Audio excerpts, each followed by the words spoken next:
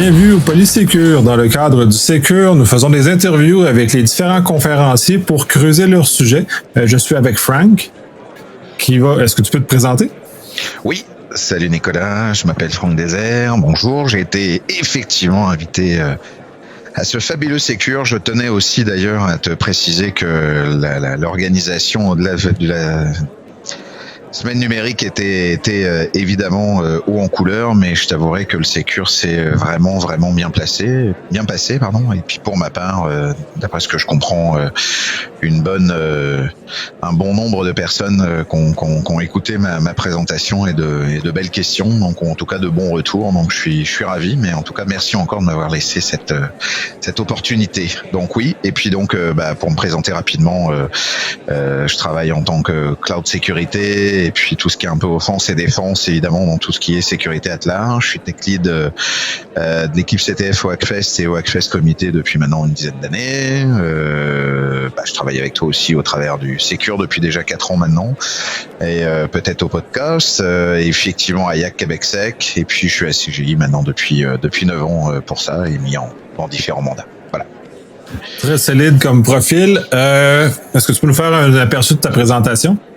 Oui, alors ma présentation, elle était le titre principal était Splinternet. Le Splinternet, en fait, me permettait de choquer les gens peut-être avec un nom qu'ils n'avaient pas spécialement entendu, pour ceux qui évidemment écoutent ou ont ce recul nécessaire au travers de l'internet au sens large, au travers planétaire.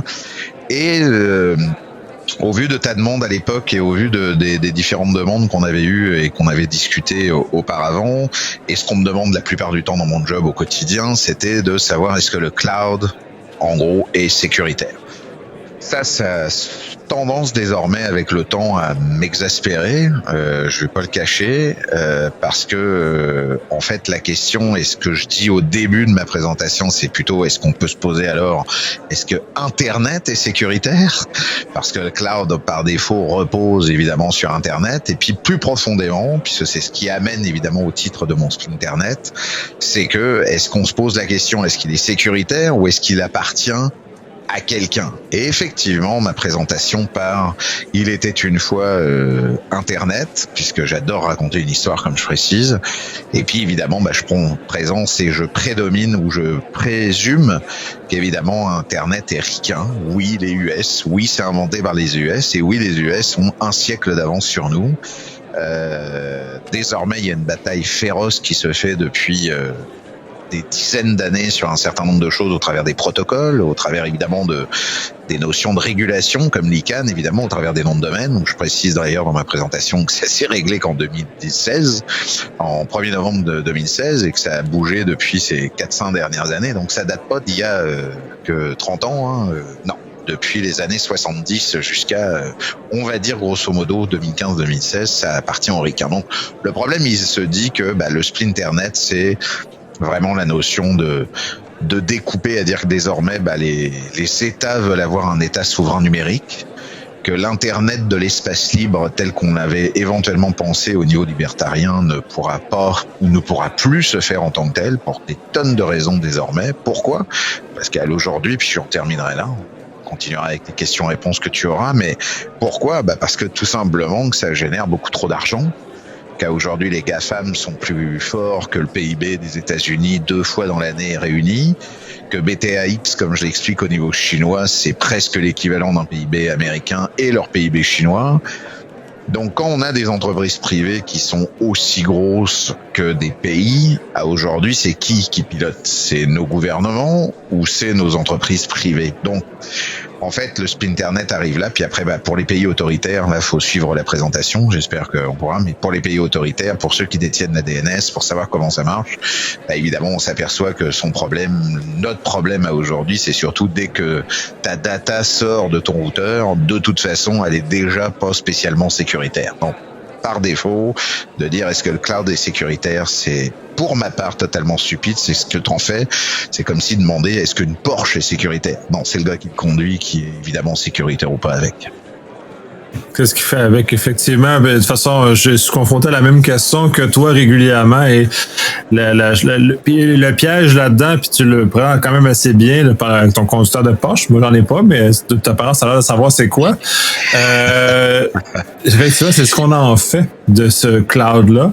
Et même la définition elle-même de sécuritaire est indéfinie, puisque ce que je considère sécuritaire, c'est pas nécessairement la même définition que tu peux en avoir. Et sécuritaire, qu'est-ce que c'est? Est-ce que c'est le fait que, puis là, tu parlais des Américains d'ailleurs, est-ce que la sécurité, c'est-à-dire que les Américains sont pas capables de voir mon contenu, ou c'est que tous les méchants ne peuvent pas voir mon contenu?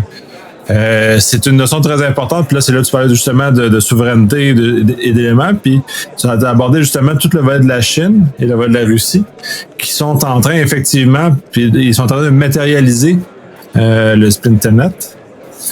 Et énormément, puis la Chine encore plus que la Chine a son propre GAFAM, tu l'as mentionné, un peu. Oui, puis en même temps, si je poursuis avec ce que tu dis, Nicolas, c'est que il faut pas oublier encore une fois, et on le sait, et je veux pas évidemment être malpoli lors du podcast, mais je crois qu'au Québec on dit les gogos, à la différence évidemment de notre mot malpoli en Europe. Mais quand tu détiens le DNS, tu détiens Internet. Soyons honnêtes, par le slip, quoi. Donc, par défaut, les fameux routes domaines et les routes serveurs que j'expliquais, qui est à aujourd'hui, où il y en avait 13 à date, ou désormais non, parce que c'est des noms redirigés, donc il y en a à peu près maintenant un peu plus de 900. Je précise qu'en plus, depuis lors, ça a mis beaucoup de temps avant que ça soit distillé de cette manière et redécoupé au travers de la planète. Mais le AAM principaux et qui ont été définis étaient aux États-Unis, encore une fois. Donc, là, il y a une bagarre où il y en a deux qui sont évidemment sortis, qui sont en Europe et un au Japon. Effectivement, ça change un peu la donne, mais à aujourd'hui, quoi qu'on en dise, c'est quand même les DNS qui priment. Donc, quand on voit ce qui se passe en Chine, quand on voit ce qui se passe à Myanmar en ce moment en Birmanie, quand on voit ce qui se passe évidemment en Syrie, enfin toutes les problématiques qu'on voit dans la vraie vie là, cette fois-ci au travers de la fameuse route de soie que fait effectivement la notion chinoise en tant que telle, avec on va dire presque la moitié de l'Afrique du Sud et de l'Est, et évidemment toutes les Philippines au contraire, sont quand même des pays par défaut avec évidemment des notions où ça dépasse le cadre de l'Internet et de dire est-ce que je suis sécuritaire, ça dépasse le cadre de dire non, je vais vous véhiculer une information voulue, je vais vous chiffrer une information voulue, je vais vous montrer une information voulue, ou je vous la coupe. Donc on rejoint une notion de dictature, on rejoint une notion de oui, mais effectivement, je vais piloter les gens qui sont à l'intérieur, donc je vais leur donner l'information qu'il en est. Et ce que les gens ne comprennent pas, c'est que, encore une fois, Microsoft, parce qu'on parle de cloud, donc on parle de cloud public, je précise, et là je parle public. Il y a aussi des gens qui savent pas ce que veut dire le cloud public en tant que tel, donc on parle que c'est scalable, mondial et exploitable partout où tu te trouves sur la planète. C'est pas Ikula qui peut l'être, même si j'adore mon Julie Gavetti ou Octave Kabla avec OVH. On l'a vu d'ailleurs avec son coup de feu, je veux pas lui faire de mauvaise publicité, rien à voir, mais ça c'est encore des clouds privés pour ma part, parce qu'ils n'ont pas des redondances de secteurs à l'intérieur et compagnie. Donc c'est important de comprendre que ces gens-là sont positionnés évidemment dans des endroits de, comme je le dis à la fin de ma présentation, de 5 eyes, de 9 eyes et de 15 eyes, donc des pays qui sont en plus en règle générale concomitant à se partager les logs, même si vous êtes en VPN. Donc ça me fait doucement rire quand on me dit non, je veux que ça soit sécuritaire parce que c'est mis dans mon data center canadien. Ouais, mais tu fais partie du Five Eyes, ma chérie. Donc par défaut, ici ils veulent un endroit où que les ricains disent je veux un tel et je veux les connaissances, que tu sois au Canada ou que tu sois aux États-Unis ou que tu sois dans la zone, s'ils ont signé le contrat en tant que tel, ils diront oui monsieur, je vous envoie les informations. Donc c'est ce que je précise à date au niveau gouvernemental et au niveau point, ça n'a plus lieu d'être. Maintenant, ce qu'il faut, c'est se protéger pour éventuellement savoir qu'effectivement, au niveau privé à privé, c'est que tu te fasses pas piquer tes données trop facilement, que tu arrives à garder un substance de privacy, même si tu en gardes 50%, c'est déjà encore plus que tu pourrais avoir. Et puis un autre débat important, c'est plus la privation de l'information, c'est le reliement de l'information. Un fingerprint, pourquoi il est si efficace quand on fait de la pub, pourquoi les GAFAM de ce monde sont très forts, ou Valve fait son fingerprint pour effectivement voir qu'il faudrait presque que tu formates à blanc ton disque dur pour pas qu'il retrouve que c'est vraiment la même bécane qui est dessus, parce que c'est ça qui fait que on allie un Nicolas avec une machine pour le faire. Mais si ça, on arrive à déjà les confronter à ne pas pouvoir les faire, là déjà tu t'es protégé, et ça marche autant pour le back-end, le web, le développement et le monde public en tant que tel à ce niveau-là. Ouais, ben, tout ce traçage-là, de toute façon, on en a eu un cas dans les médias avec le fait que Apple a coupé cette espèce d'identifiant-là qui sert justement à ces grands, aux GAFAM dans ce cas-ci. Facebook a déchiré sa chemise sur la place publique à ce sujet, avec raison et pas en même temps. Donc c'est tout. Puis en tout cas c'est très drôle. Puis oui, donc je sais que j'existe dans des bases de données comme tous les citoyens de ce monde. Mais encore là, on revient. Qu'est-ce que sécuritaire? Sécuritaire, ça veut dire quoi cette notion-là? Parce que c'est complètement farfelu oui, est-ce que mes données fiscales sont sécuritaires? Oui, quand elles sont dans le sous-sol chez nous. Est-ce que l'Agence du revenu est capable de faire mieux? Peut-être. Peut-être pas. Est-ce que l'Agence du revenu utilise un nuage dans lequel les Américains vont aller puiser de l'information? Peut-être. On ne le sait pas, mais est-ce que ça vient briser la sécurité? Ça dépend de la définition. Puis en même temps, il faut aller plus loin dans la démarche si on veut vraiment expliquer la notion ou le point important de dire est-ce sécuritaire ou pas sécuritaire, c'est surtout on va dire en fait, c'est est-ce que je peux usurper la sécurité pour quelque chose ou est-ce que je peux l'utiliser à mon gain à moi. Donc quand on me dit que éventuellement, parce que on en a fait tout un pataquès, et c'est normal parce qu'il y a eu, je pense, le avant et le après de l'affaire de la banque verte. Comme ça, je ne préciserai pas le nom, à moins que Nicolas tu veuilles le préciser, mais là je le préciserai pas. Donc sur cette banque verte qu'on a nous au Québec et au Canada, il y a eu un avant et après, et il y a eu de toute façon une exposure, même au niveau mondial, pour pouvoir le faire. En tout cas, sur ceux qui connaissent évidemment le Canada au sens large ou Nord-Amérique et l'Europe par défaut. Mais là encore une fois, qu'est-ce qui était sécuritaire ou pas sécuritaire? C'était pas le cloud qui était mis en jeu, c'était pas à la limite les DNS, ou c'est même pas le split internet que je parle, ou c'est même pas le fait est que quelqu'un puisse voir quoi que ce soit, c'était à l'interne. Comme de toute façon, le NIST ou le MIT ou même Oxford précise à chaque année que 68 à 73%, de toute façon, le sabotage vient de l'interne. Donc, même par défaut, là, si ça vient de l'interne, qu'est-ce qui est sécuritaire? Est-ce que ça veut dire en plus qu'il faut que je mette une sorte de suspicion dans toutes les entreprises et qu'on mette des processus qui empêchent que le time to market soit livré et que là, de toute façon, on sera pris comme toi et moi, on le sait très bien que on est l'agent du petit pauvre au niveau sécurité, encore pire pour le gars qui doit développer parce que ça doit être livré le 25 du mois suivant et que s'il le livre pas et que les sprints sont là pour le faire, que le dev cacaops, puis là je le parle officiellement comme ça on pourra me targuer que je suis là-dessus, où on fait du trop vite et pas à relire ce qu'il en est et à pas laisser les gens à même se remettre une réflexion là-dessus, parce qu'il faut livrer à outrance, parce qu'on confond une boîte qui fait comme AWS ou Microsoft avec, je sais pas moi, l'équivalent de 300 personnes pour un projet et avec 1 milliard de budget chacun, ou à la différence d'une start-up ou d'une petite entreprise, ou les sociétés d'État qui de toute façon sont payées pour 35 heures et que s'ils sont là, c'est pas pour en faire 60 non plus, parce qu'ils sont pas dans les start-up. Et je manque pas de respect à nos fonctionnaires, loin de là. Ce que je veux dire, c'est que par défaut, c'est un acte et un acquis qu'on a de ça. Donc, par défaut, c'est quoi? C'est que si effectivement, maintenant dans le dark web, ou maintenant, et quand je dis dark, c'est au sens large et pas spécialement tort, on récupère ces informations-là, et qu'ensuite ces données-là étant utilisées par mauvais escient, n'arrivent pas à passer les éventuelles frontières et les éventuels contournements pour pouvoir te nuire, c'est là où on devient sécuritaire. Pas le fait est qu'on connaisse mon numéro de NAS ou qu'on le fasse le truc.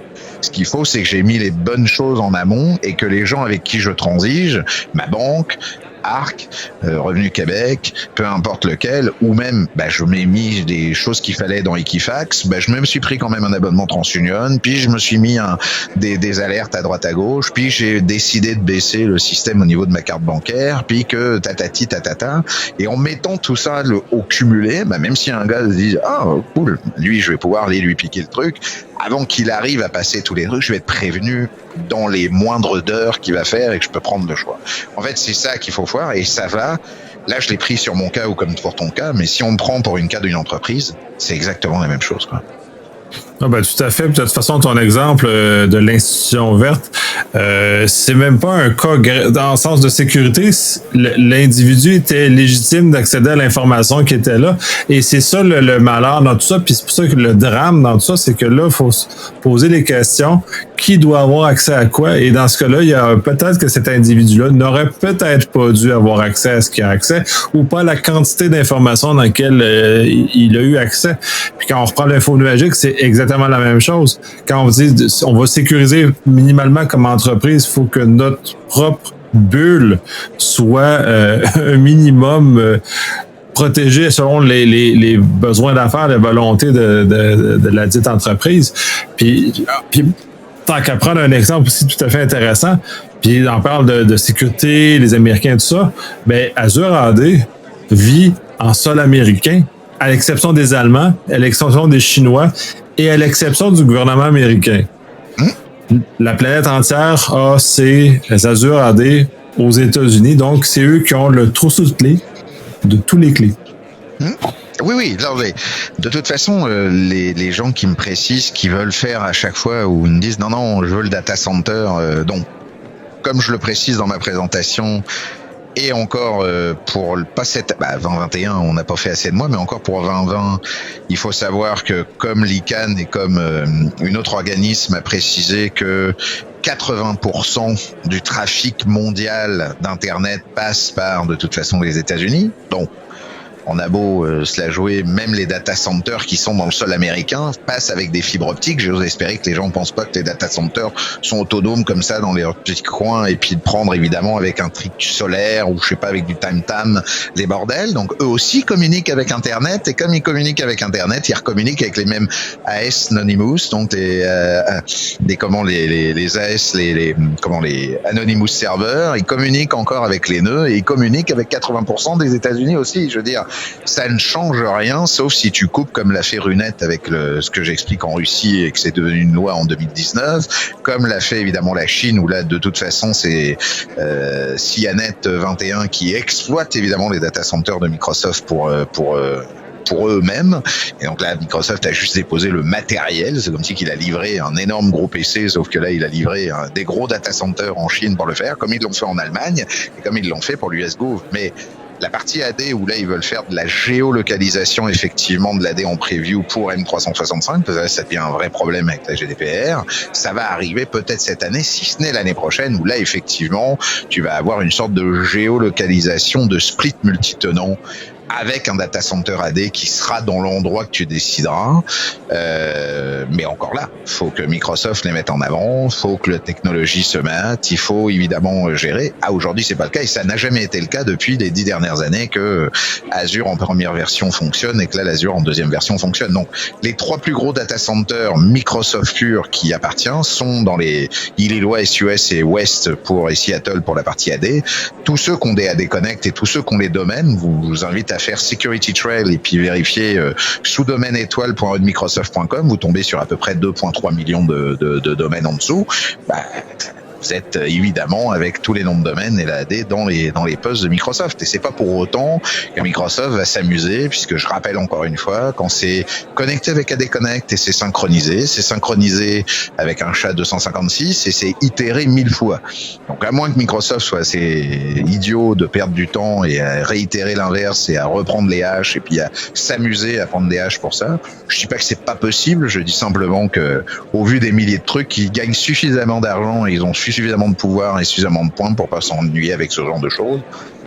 C'est ça mon point, c'est jusqu'à où on doit s'ennuyer. Parce que, en même temps, ce qu'on se pose pas, et que là j'ai pu constater que dans ma présentation il manquait peut-être un point, c'est à qui profite le crime.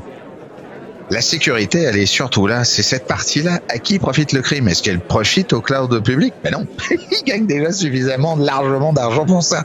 Donc ça sert à rien. C'est plutôt ceux qui peuvent vous piquer l'argent parce que vous avez fait une mauvaise config ou autre.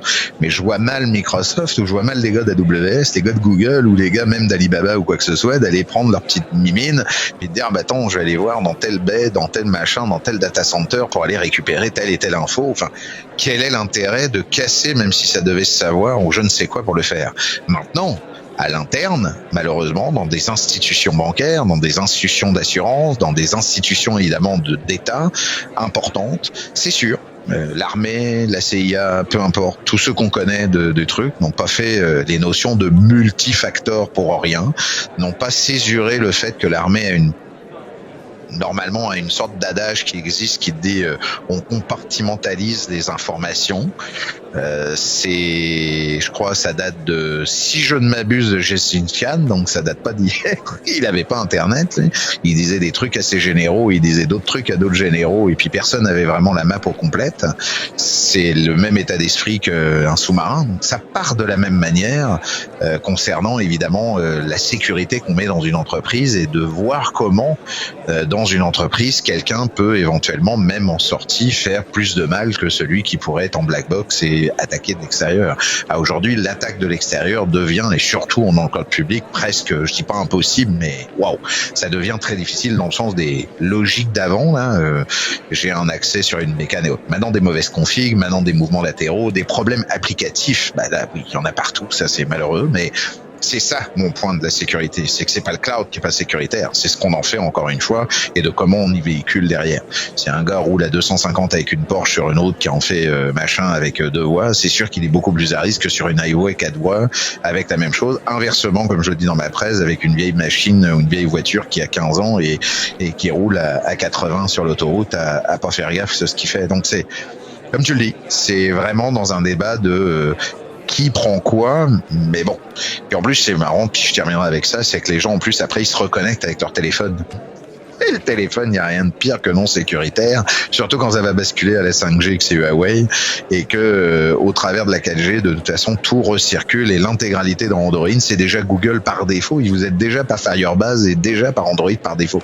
Alors même si vous consommez votre web par votre téléphone, vous avez déjà de toute façon des problèmes de peut-être éventuellement de fingerprint, de prise de contact typée, de connexion possible. Donc rien que déjà ça remet aussi en place tout ce qu'on a dit en amont. Donc j'essaye de faire, et ma présentation a été surtout de dire il faut revenir à l'état parce que encore une fois, quand on sait où on chasse, comment ça fonctionne, quels sont les préceptes, quels sont les principes, on perd plus de temps avec tout ça. C'est soit faut l'acquiescer, et soit comme je le dis dans ma présentation, soit changer de métier ou soit il faut rester dans son data center tout seul dans son coin, essayer de trouver un peering de quelque chose que vous avez confiance de quelque part et puis ça s'arrête là quoi.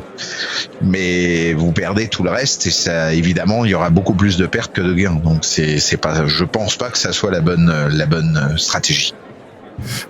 Oui, puis d'une façon occidentale, c'est sûr que la mutualisation elle a une certaine logique comme ça. Quand on parle des blocs comme la Russie et justement la Chine qui font un effort énorme pour se séparer, on n'a pas cette espèce de mouvement-là. Puis c'est justement le split Internet, justement ce mouvement de séparation-là ne va pas contaminer d'autres entités étatiques qui vont outre les autres États totalitaires. Là, on n'aura pas ça en disant l'Europe de son RGPD dire là désolé c'est le EuropeNet puis c'est fini puis bye américain.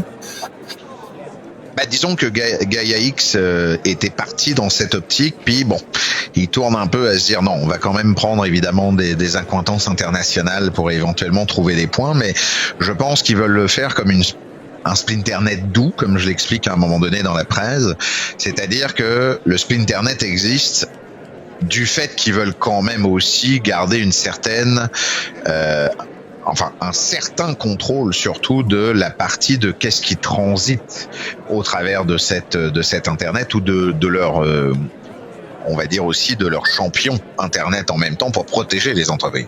On a pu constater évidemment que l'Europe a été très mauvais de pas, on va dire, soutenir comme en France, en Allemagne ou ailleurs ou en Angleterre les Matra de ce monde, les Alcatel, et j'en passe, c'est des meilleurs, et c'est les autres qui ont pris la suite. Donc on savait déjà que la Chine, ou en tout cas l'Indonésie en tant que telle, gagnait déjà la bataille de la fabrication évidemment du matériel en tant que tel à large, au niveau du silicium, au niveau des mémoires, au niveau des points, même si pour certains points, la Chine a aussi encore sur les transformateurs, enfin sur les microcontrôleurs des soucis. Mais là, l'Amérique est pas là non plus. C'est ça qui l'ennuie là pour le coup. Elle a gagné une autre bataille, mais pas celle-ci. Et puis en même temps, c'est tout cet aspect totalitaire, parce qu'il faut savoir que ça dépasse aussi le cadre là-dessus. C'est tous les pays en guerre, tous les pays totalitaires, tous les pays qui veulent basculer une certaine mesure les points. D'ailleurs, même l'Amérique, comme je l'ai dit dans ma presse, l'a fait pour le DNSIQ quand c'était la guerre en Irak, ils l'ont bien enlevé. Ce qui était très drôle aussi, comme je le précise aussi, ce qu'il faut comprendre le mécanisme au niveau des États-Unis, c'était qu'à l'époque, même l'ICANN faisait partie du ministère du Commerce.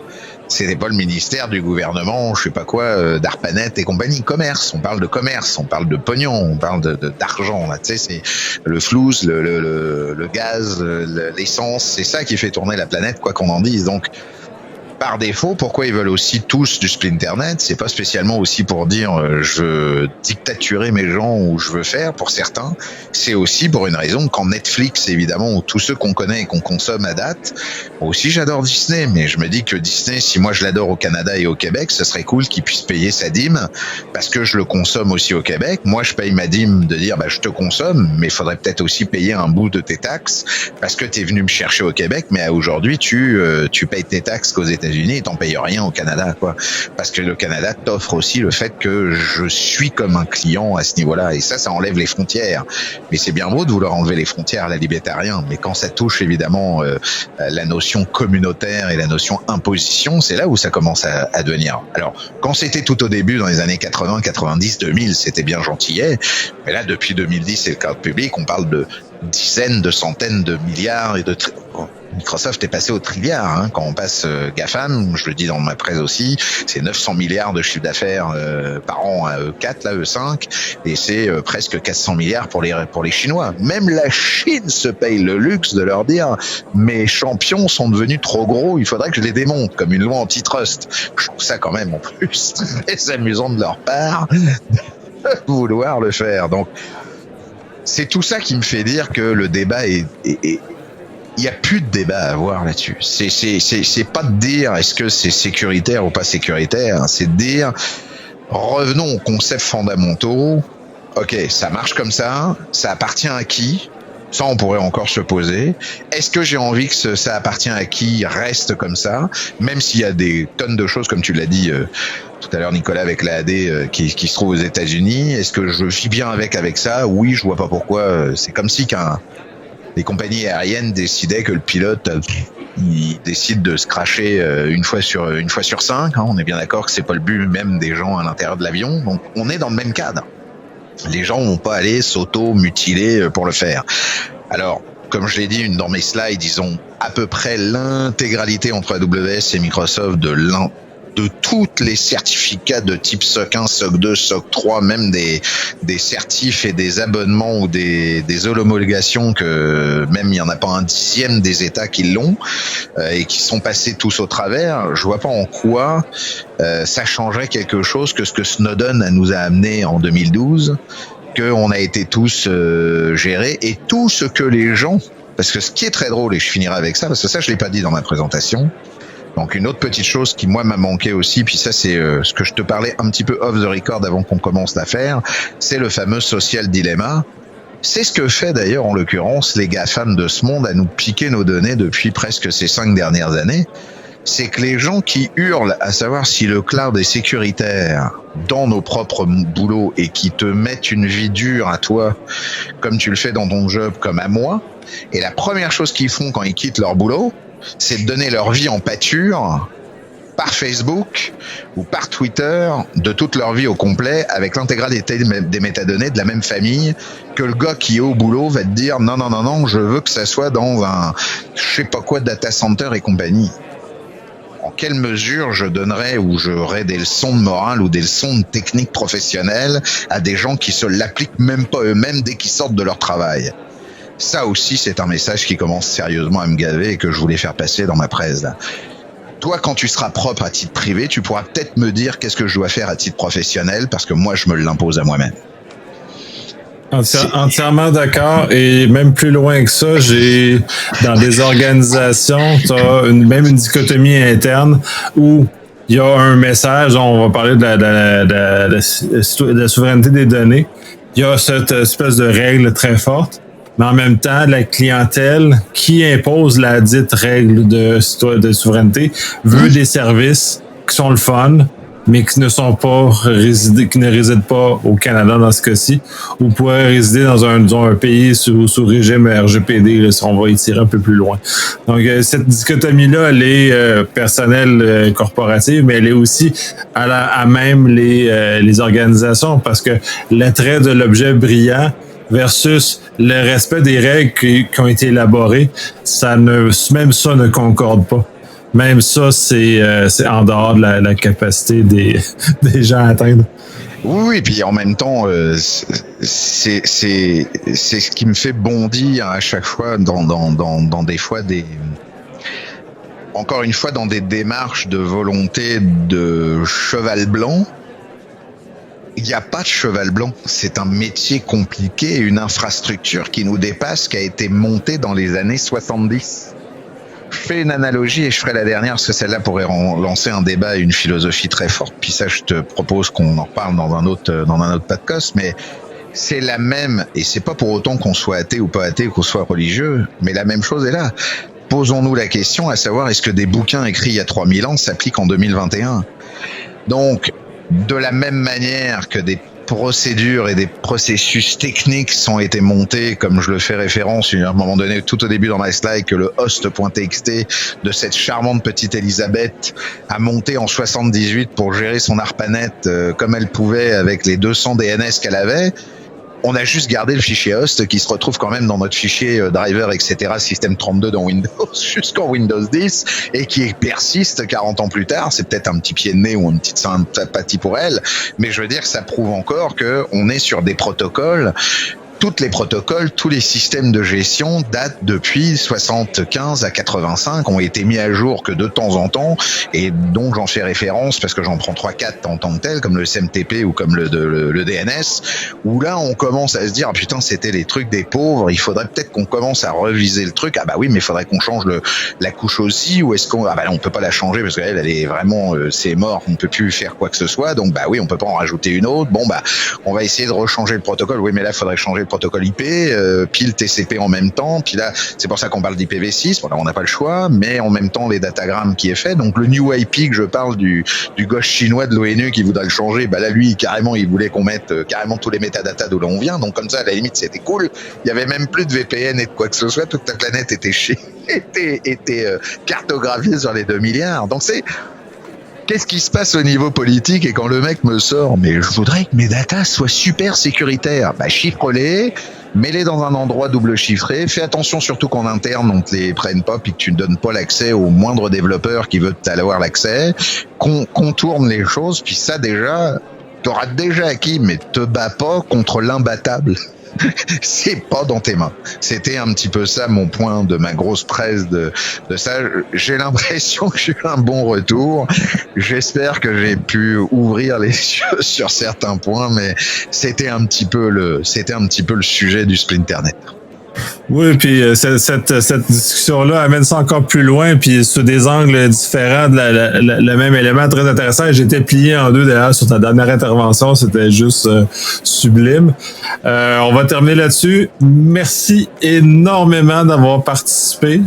Présentation que j'ai trouvée très intéressante, et ce que je peux voir les gens aussi, tu m'as dit que tu as été sollicité, donc c'est un bon signe qu'il y a eu un retour intéressant sur la réflexion et ce qui s'ensuit. suis. Écoute, oui, j'ai eu vraiment un waouh. Bah, t'as été le modérateur. J'avoue que j'ai eu beaucoup de retours de waouh, top match et compagnie. Ça fait toujours plaisir parce c'est vrai que j'ai pris aussi un risque parce que je donnais un gros coup de pied dans la fourmilière, comme j'ai des fois souvent l'habitude, mais des fois c'est pris ou autre. Mais ça a l'air d'avoir résonné sur beaucoup de monde. Beaucoup de monde m'en redemandé après sur LinkedIn et pour m'en reparler. Donc ça a l'air d'avoir fait. Puis bon, tu m'as précisé que ça avait été quand même de votre côté bien apprécié. Donc je suis ravi de l'entendre.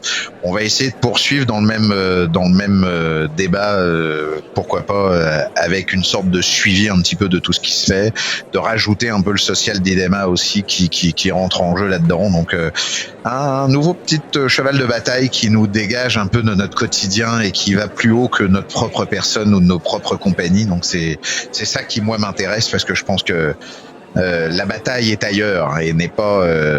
Nous, on a d'autres batailles au quotidien à faire, mais cette bataille-là, faut qu'on arrête et qu'on s'en sorte une bonne fois parce que ça va nous permettre de focuser là où c'est vraiment important. L'éducation, la gestion des gens et compagnie. Changer le regard. Donc, super intéressant. Ben, comme tu l'as dit, on va reprendre d'ailleurs cette conversation-là sur d'autres épisodes de podcast, puisque le sujet est loin d'être vidé. Puis, de toute façon, il va évoluer de toute façon. Fait qu'on va avoir l'occasion encore d'y aller. Donc, avec grand plaisir. Vraiment.